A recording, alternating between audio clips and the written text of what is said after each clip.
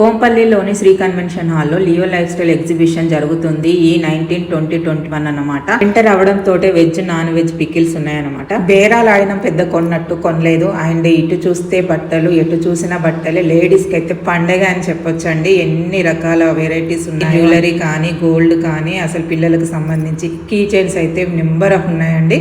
అసలు మంచి క్వాలిటీతో కూడా ఉన్నాయి. పిల్లలకు సంబంధించి ప్లే థింగ్స్ కూడా ఉన్నాయి, టాయ్స్ ఉన్నాయి.